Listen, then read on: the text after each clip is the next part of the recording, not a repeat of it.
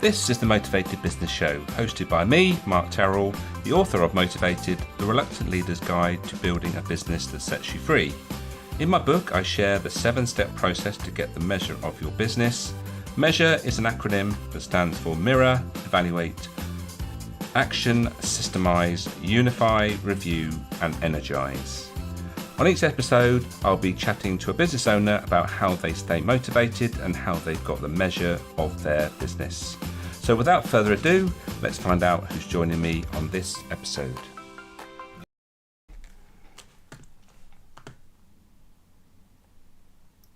Hello and welcome to this episode of the Motivated Business Show with me, Mark Terrell.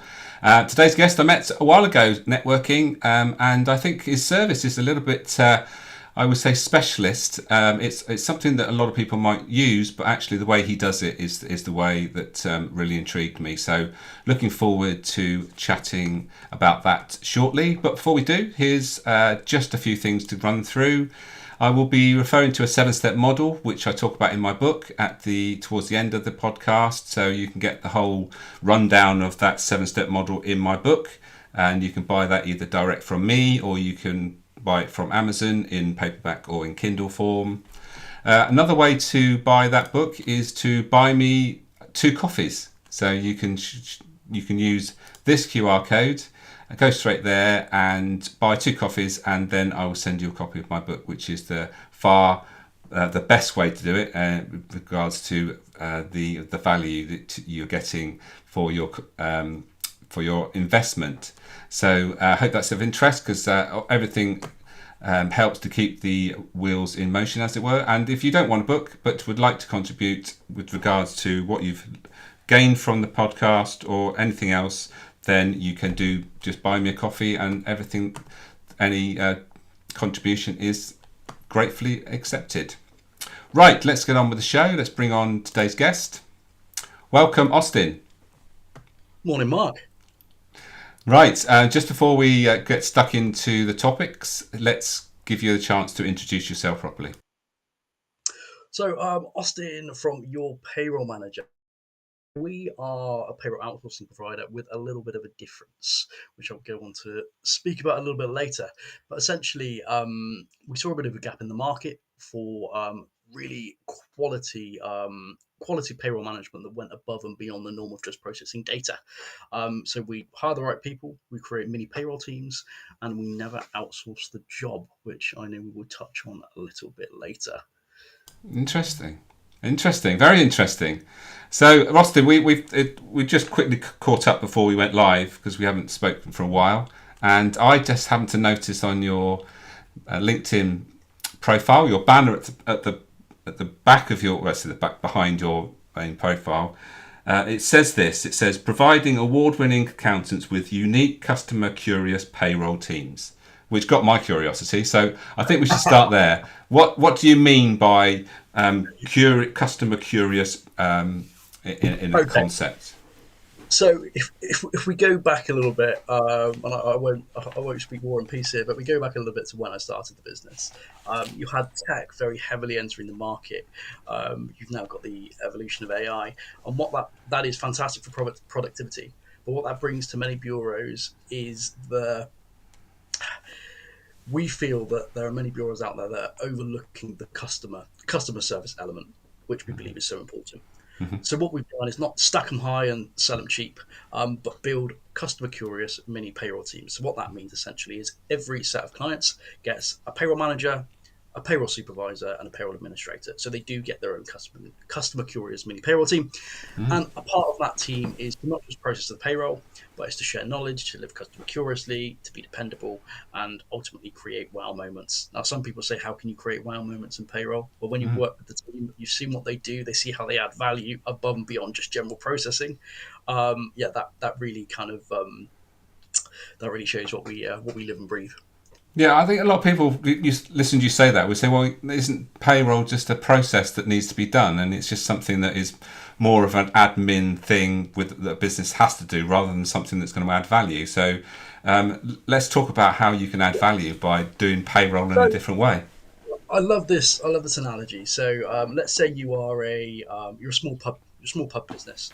maybe a one man band, but you own a couple of sites. Um, you're doing all of this yourself, and over time you start to grow, but you get stuck in your ways. So you're still using spreadsheets. Um, you're not very kind of tech savvy. And what my team will do is over time they'll track all of those queries. They'll track all of those challenges that you're having, and then we review those periodically.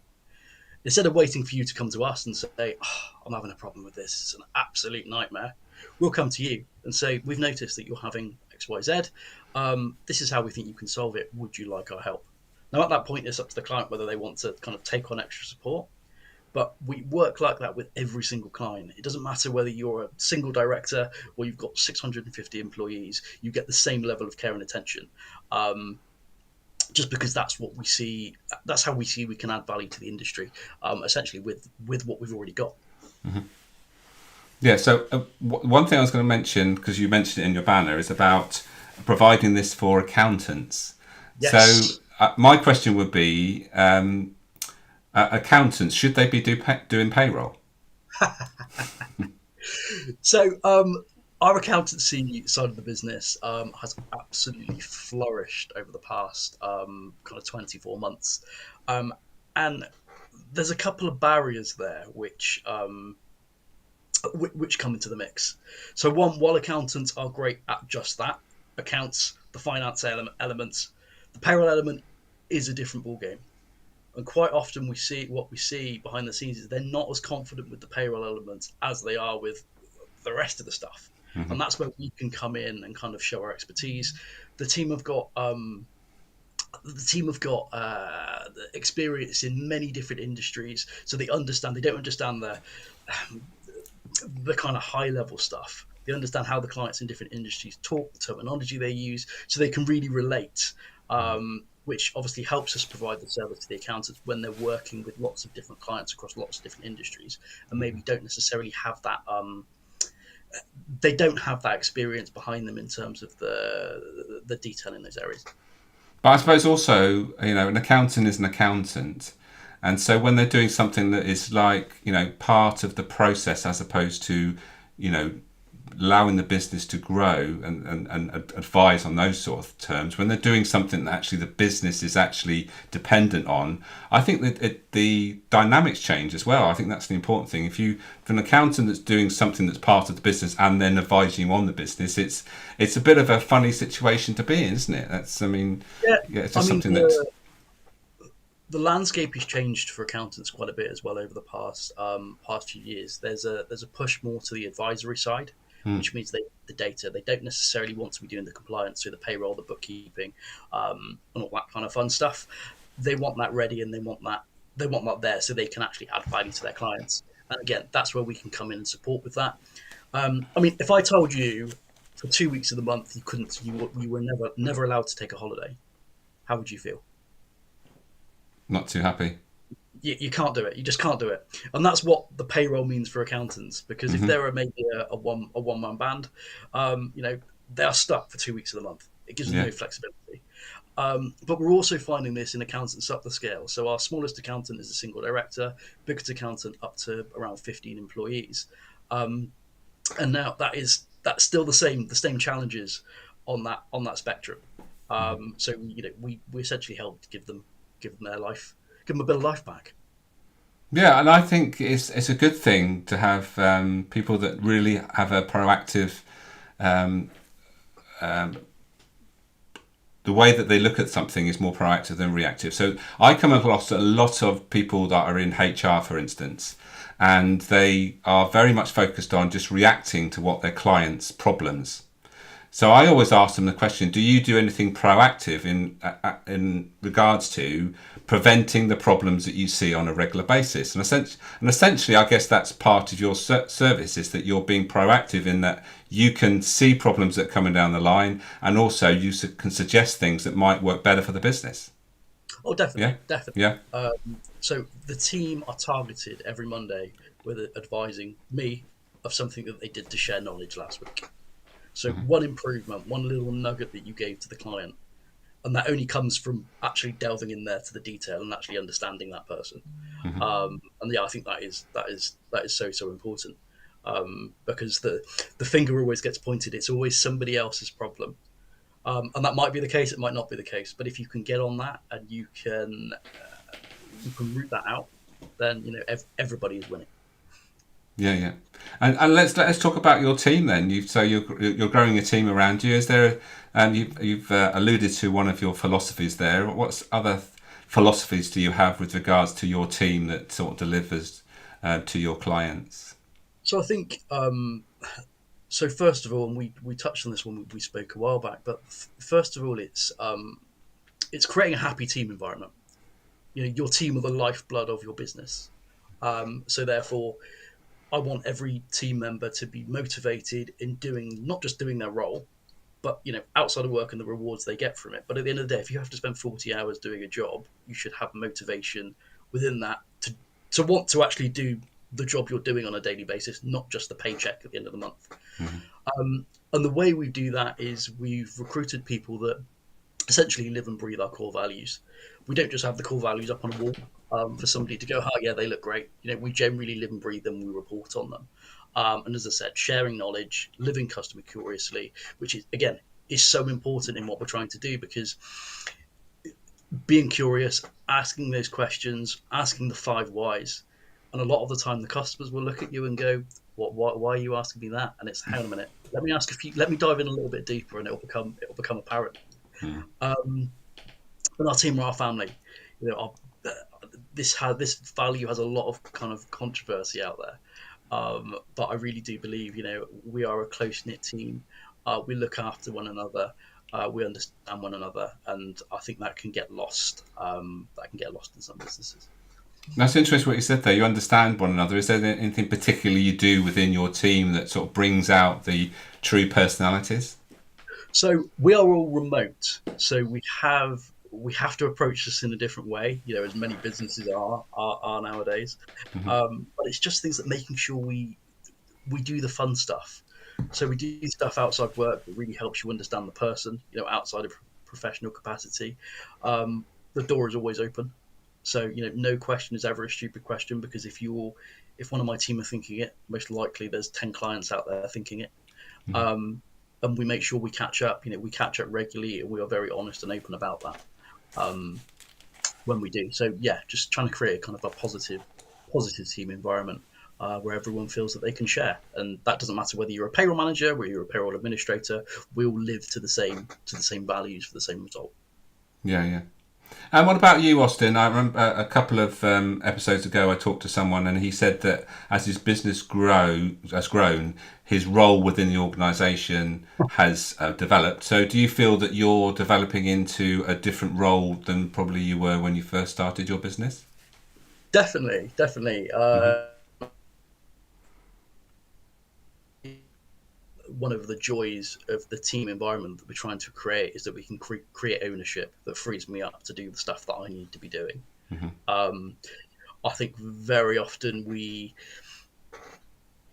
get stuck in where we were 5 years ago. We're still carrying on some of those same elements of the role, Mm-hmm. and that then hinders the progress of the business and the progress of everybody else. So for me, yes, things have definitely changed. Biggest thing that I've learned over the past 24 months is delegation. And I have a very awesome team member called Emma who will turn around to me and say, why am I not doing that? So I'm very aware that if I haven't delegated, haven't delegated something I should have done, I'll be held to account myself. So she says, "Why aren't you giving me that work? And why are you doing it Exactly. yourself?" Oh, excellent. Exactly. That's the sort of employee you want, isn't it? Well, like I said, open and Yeah, honestness. yeah, yeah. And yeah, that's what we've created. Do you know what? It's so important. Delegation is one of the biggest challenges for business owners as they go by, because sometimes it's quicker just to do it themselves. So they think, "Oh, I'll just do it." But unless you can learn to delegate, you can't. Well, you become the blocker in your business. Your business can't grow beyond your capabilities, and that's the problem. So unless you actually embrace delegation, that's the really delegation being the importance here, that you don't have to make all the decisions, that's when your business starts to flourish, and people are making decisions for themselves, and you know that they're going to make a good decision because it's the way that you've instilled in them, what the values are for the business and what we do and how we do it. That's it. That's it. And you've hit the nail on the head there. But I remember a conversation I had with one of our accountants. I actually recruited. We'll talk about Emma now. She's one of our newest pod managers. I actually recruited Emma off of a recommendation from one of our accountants. Now, she did everything in the interview process that I would have done. And I may have gone as far as saying that actually I think she's better than me at this. So when I'm talking to the accountant a couple of weeks later, he said, "Why are you still doing that? You said she was better than you. Just give it." But it's true. Once you find people that are like you, and that is so hard, people that think like you can trust them, and that trust can then help the whole business and everybody flourish. Absolutely. So before I always ask my guests to give me some topics that they like to talk about, which you gave me some ideas around the things you want to talk about, and one being that your philosophy is about keeping it human.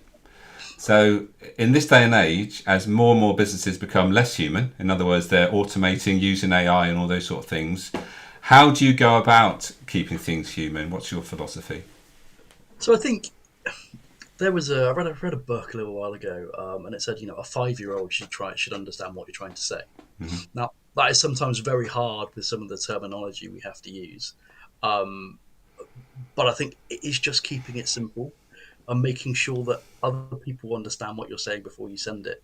We fire emails around the office just saying, "Would this make sense to X, Y, Z?" Read it as if you have no knowledge, and I think that is what it's about. Yeah.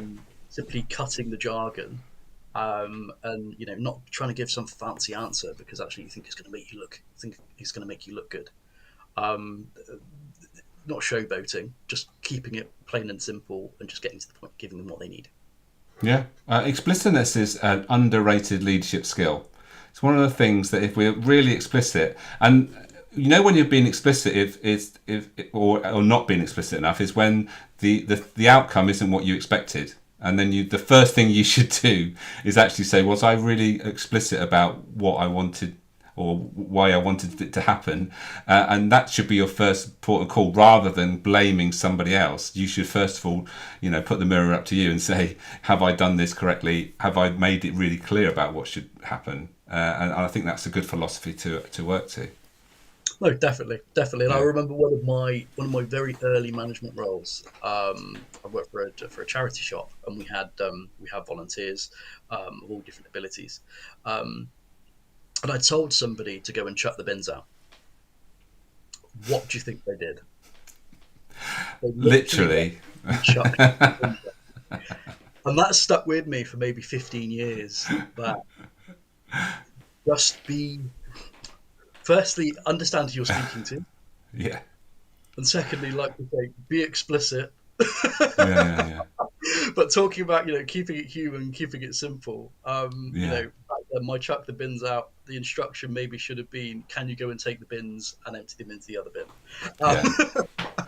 But the skill also is that sometimes being explicit isn't what you should be doing, because sometimes you can be, make someone feel a little bit like an idiot because you don't. You can give the message that you don't trust them by being really explicit about how you do things. So I think if you employ someone with knowledge about something, the important thing is to trust them and also give them a clear idea of what the outcome should be and allow them to do their work. So I think being explicit is not just about telling people what to do and how to do it. It's about, this is the outcome we want. How can you help us get there? That's the sort of, and that's how you use people's knowledge and expertise, as opposed to, making them feel a bit as if, well, I'm not sure whether you actually need my expertise here because you seem to be know it all without me having any sort of input. There's a level of trust there, isn't there? Yeah, That's the you have to trust somebody. You have to give them the space to be able to get involved in that change, that process, whatever it may be. Um, but ultimately, you can't micromanage. and I think that's what I've seen. That's what I've seen myself do in many occasions when we've gone through this growth process, just wanting to jump in because that's the way I do things. Yeah. However, I've learned very quickly that actually the team bring a wealth of experience, and these sessions that we have on a weekly basis where we throw ideas back and forth. I I sit on my hands and I bite my tongue because they are the ones who have lived and breathed this, and I think that is very important. The trust and the giving the space to be able to work on these things. Yeah, yeah. Simon Sinek wrote a book called Leaders Eat Last. But also, he talks about leaders should be the ones last to speak as well. Because if you speak first, then everyone's just going to go along with what you've said, as opposed to allowing people to have their input. So, I think that's a really important thing to remember. If you're leading a meeting, then throw it open for other people's opinions before you give your opinion. Because otherwise, people will not want to share something that might appear to be not in line with what you want. Yes, and it's times it's so hard. Mm. I am somebody that likes to I quite freely admit this, and one of my downfalls is to automatically want to go, what about this? What about this? But as I say, sit on your hands, bite your tongue, and just wait. Yeah, yeah, yeah. So what about so what are the key lessons you've learnt in since setting up your business, Austin, that you didn't think was important, but now you see as really important? So when we first set this up, like many businesses, we were our first payroll was for £12.95 a month, and I soon realised that actually for what we wanted to offer, 12 a month wasn't going to cut it.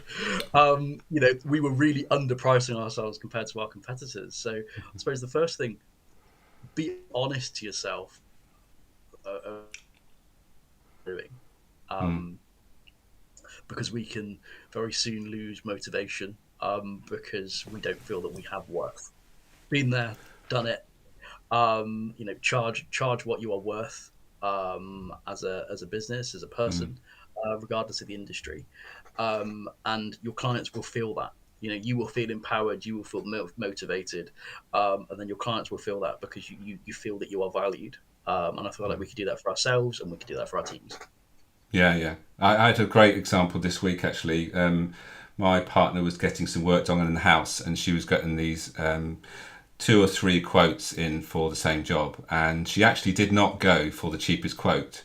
She went with the person that she felt that was looking after her best interest, suggesting things that she hadn't thought of, and actually she by the way they were talking, gave her lots of feeling of confidence and trust in that they were going to turn up, they were going to do a good job. And that's a good lesson, isn't it, in this world, to remember that if you are always looking to be the cheapest to get the work, then that actually can work against you. Definitely, definitely. I think there is we've networked with each other in the past. I've learned from you as we've learned from others that you have to be able to articulate what you do and how you add value. Um, Essentially, we all offer the same services as somebody else. There's many business coaches, there are many HR professionals, many accountants, many payroll professionals, all different price points. But ultimately, it's communicating that value, building rapport, and building trust between those clients. And ultimately, that's what our pod structure sets out to do. The familiarity, getting to know people, not treating people like just an invoice, just a number. Um, and yeah, I think that's so important because, like you said, you could have a few different quotes, but really, you want the best person in all aspects. Yeah. So how do you go about that with regards to getting that message over with your uh, prospective clients? So it kind of starts in the discovery stage. So we don't just our discovery process isn't simply how big's your payroll, what pension scheme are you on, etc., and then here's a quote. We From the start we dive into their problems. We dive into learning a little bit more about the business. Where's it come from? Where's it going? What do they anticipate their future challenges are? Is there any other services that we can help with? That might be HR, accountancy, business coaching, to try and bring in other people. So it's really from the get go trying to understand them as an individual, as a business, and then being able to then demonstrate that we can provide a solution that that hits all of those needs and helps them to kind of to grow as they to grow as they do. Yeah, yeah. And we should always remember that people only know what they know, and they're only solving their problem with the knowledge that they currently have. And we should be, if we are truly being an expert in what we do, we should be actually suggesting things that have not been already suggested. And that goes back to the example I gave about the HR professional. It's all very well just solving someone's problems all the time, but really, when you're really stepping into that sort of expertise role, is to say, actually, there's something you can do about that. You don't have to keep recruiting people. You don't have to keep allowing people to leave. We can do something about that. Would you like to do that instead? And I guess you do something similar with regards to how you deliver the payroll and how that adds value to the way, not forgetting the importance of payroll to the business. Because, we know when people don't get paid, they're going to get a bit upset, aren't they? Yeah, no, definitely. Your people are your biggest asset. Yeah. Not just in terms of what's on the P&L account at the end of every month, but in terms of how you run your business, the results that you get. So you want them to be happy. You need them to be happy. So yeah, no, agree with every word. And we're giving away free resources. We probably give away more than we should, but that's to help them, help every client succeed on that journey. Brilliant. Okay, Austin, we're getting towards the end of the show, sadly, but so I'm going to give you a couple of minutes just to sit back. I'm going to share some pieces of what we talked about in relation to the 7-step model that I share in the book.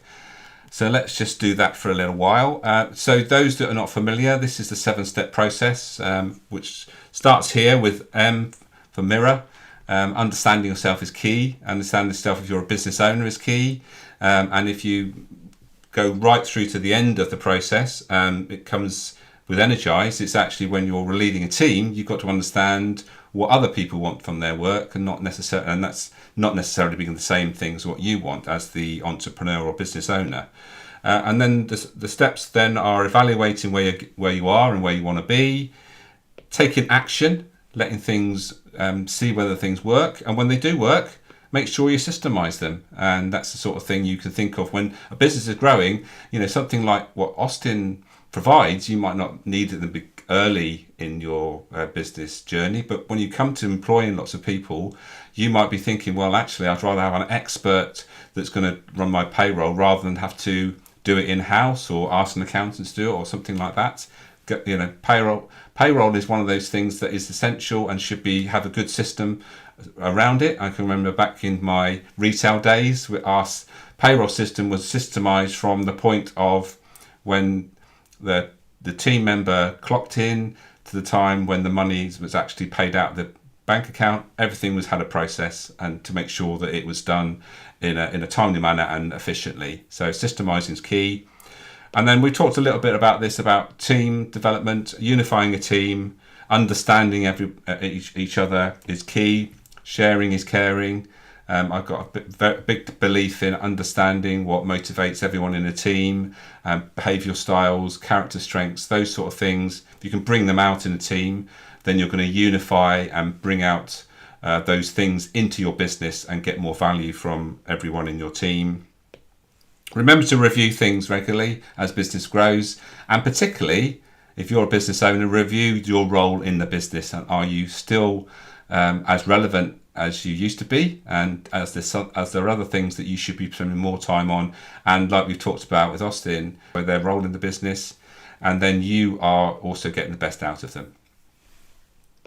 So there's a little bit of a run through with regards to the 7-step model. There's 9 chapters, and the other 2 chapters are about enjoying the journey, which is really important, but most important is looking after yourself and making sure that you're getting good sleep, getting good nutrition and exercising. And it doesn't have to be exercise where you go to a gym. It just might be an exercise in that you're having a walk at lunchtime or something like that. So, Austin, any comments about what I've just shared there? I loved the "Are you still relevant? Are you still as relevant as you were?" And I think Yeah. that's so important for leaders to be constantly assessing, and that the like you came on to looking after yourself. If you're trying to take on too much, then you're going to end up dropping all the plates at some point. Yeah. So yeah, assess and keep looking after yourself. Yeah, and I think also giving yourself time to think. If your day or your week is so busy that you don't have time to think, then are you really giving the best of your business? Can you really be the most effective? And I would suggest that probably not. In that thinking time is important time, just to think about what the next step is, and you need to be in the best place for that. Your energy levels high, understanding what's important to you, and those nutrition and sleep things is also important. Austin, thank you for your time today. Really enjoyed catching up and finding out a bit more about how your business is growing. And good luck to you in the future. I'll be looking forward to seeing how your business grows in the future. Awesome stuff. Thank you very much. Good to meet you. We'll catch up again soon. So there we are. There's Austin, who is a payroll expert. Particularly, he likes working with accountants who actually have realised that doing the payroll isn't really the thing they should be doing. But if you've got any payroll issues, anything like that, then Austin is a great person to connect with, and I'm sure he'll answer any questions. And on the topic of questions, if you've got any questions for me or for Austin, don't hesitate to leave them in the comments wherever you find this on replay. Please don't hesitate to get in touch with me or Austin if there's anything we've said that intrigues you and you'd like to have a bit more information about, then get in touch. Just before we go then, just to remind you, the 7-step model I just shared is in my book, as well as the other 2 chapters around looking after yourself and also enjoying the journey. And you can get that direct from me or from Amazon. And you can also get a copy if you buy me 2 coffees, and you can do that by scanning that QR code, or the link in the comments should also take you to that Buy Me a Coffee page, where buying 2 coffees and you'll get a copy of my book. Thank you for those that joined us live, and until the next episode of the Motivated Business Show, take care, have a great week or weekend, and we'll see you very soon.